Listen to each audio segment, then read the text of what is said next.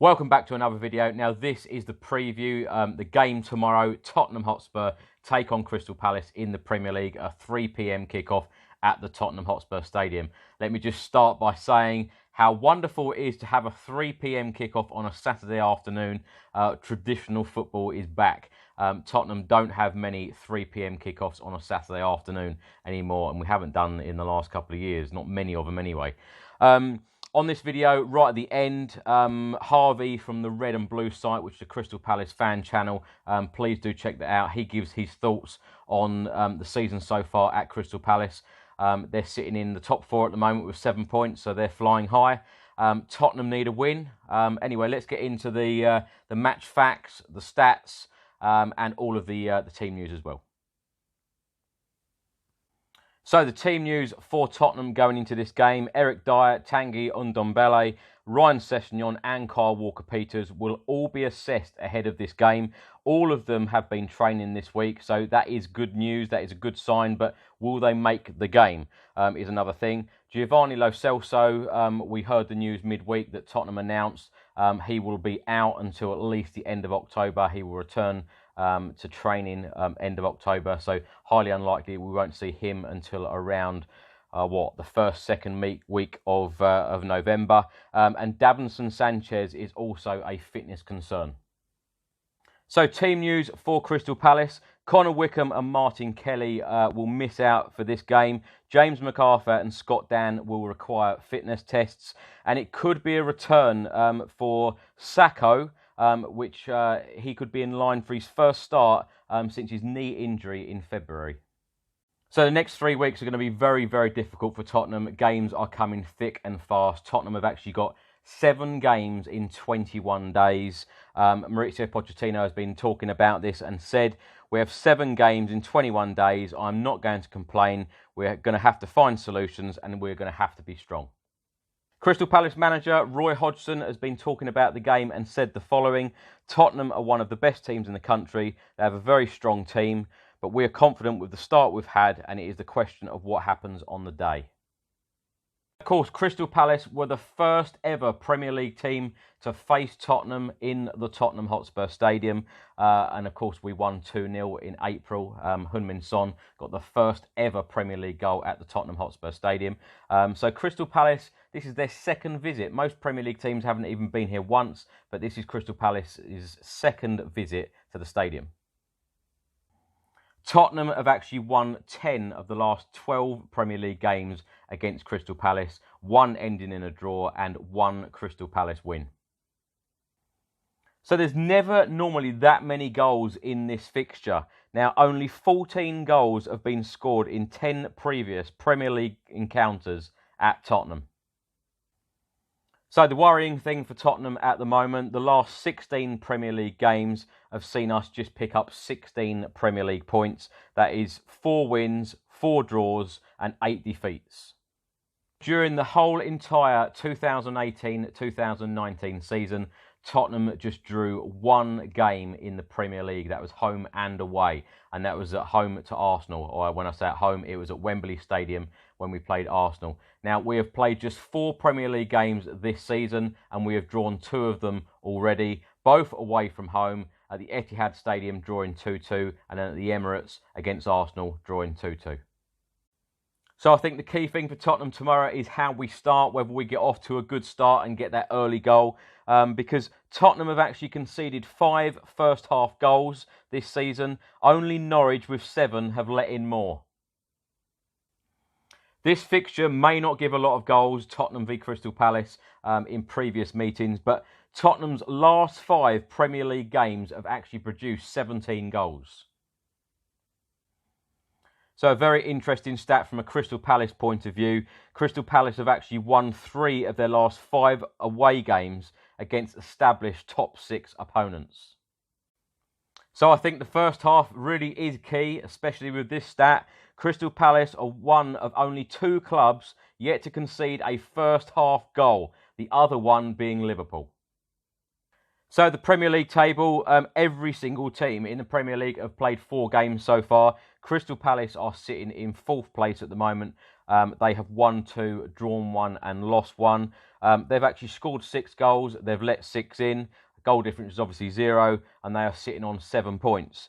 Tottenham are actually 9th at the moment. We've won 1, we've drawn 2 and we've lost 1.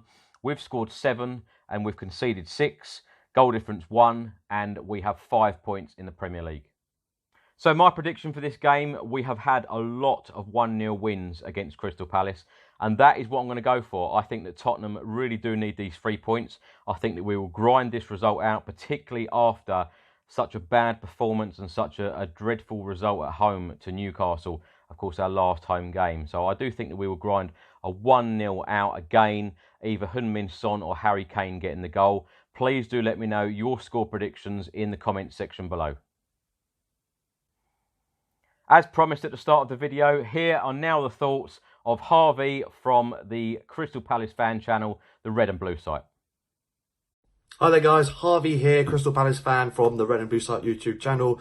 Big thank you to Chris for letting me do this quick preview on his channel. Looking ahead, of course, to the Spurs game at the weekend. Obviously come back from the international break.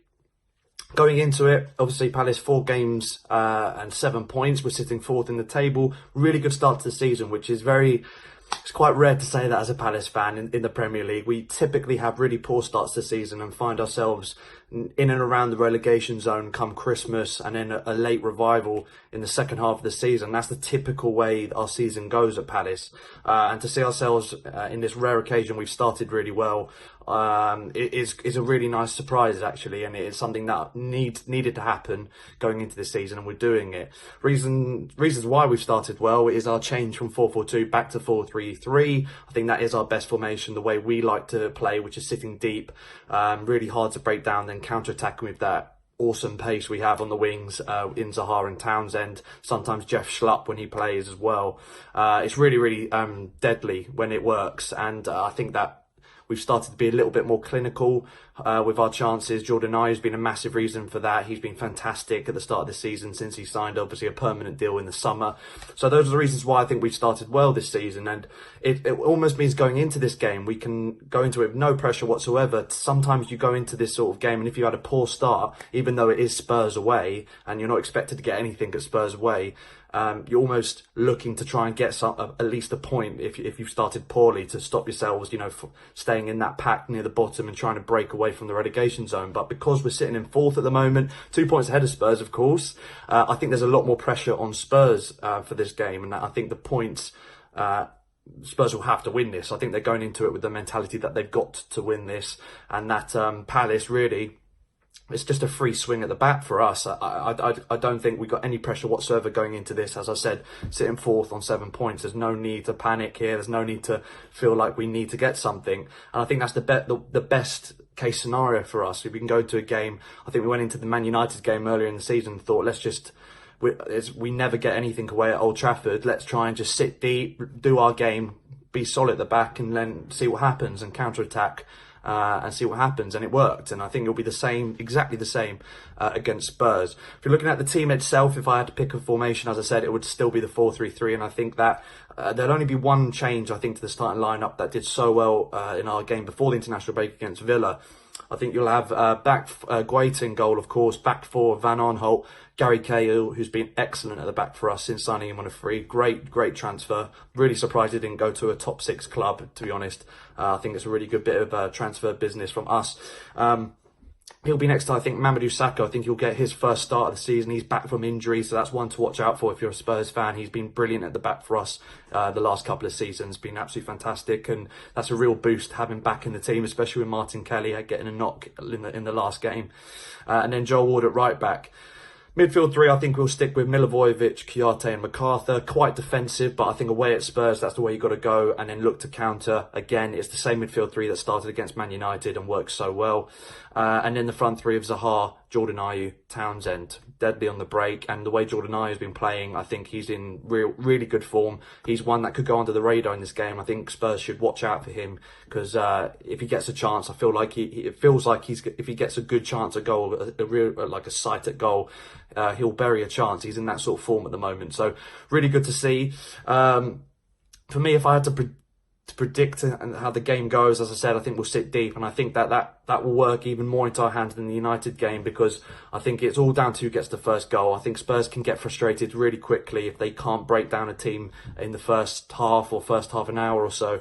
If Spurs are struggling, then it'll you might see some longer balls going in to try and get in behind, something different, and that plays into our hands. So we've got to just be defensively sound, solid, make sure we don't concede in the first half. If we can, that'll be massive if we can get to half-time at 0-0, and then anything will happen. I think first goal, as I said, is massive in this game. For both teams, right backs I think are the place to look out for. We've got Joel Ward, who of course it was our second choice right back last year. Didn't replace Wan-Bissaka in the summer window. Big mistake from the club. And yeah, Joel Ward is, although he's had a good start to the season, I'd say he's definitely the weak point in our back four. I think that he's just lost that yard of pace that he didn't really have to lose in the first place.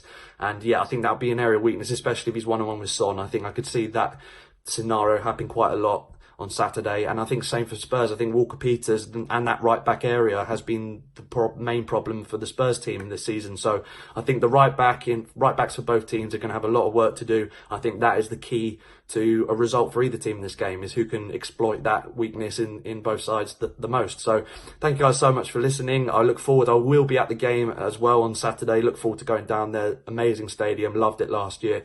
Look forward to it again. Hopefully Palace can get a result and see what happens. Thank you very much, Chris. So many thanks to Harvey for giving his thoughts on tomorrow's game. Now, other games in the Premier League tomorrow, it is Liverpool v Newcastle. That is the early kickoff, 12:30. Obviously, you've got to go for a Liverpool win there, haven't you? Brighton v Burnley, 3 o'clock. I would say home win for that one. Manchester United v Leicester. I can see Manchester United just scraping that. Of course, Maguire will be against his old club. What an occasion for him. Sheffield United v Southampton. I'm going to probably go for a draw. Tottenham v Crystal Palace, I've already said. I think that we will win 1-0. Wolves v Chelsea. I think that'd be a great game, and I think that Wolves might even sneak the 3 points there.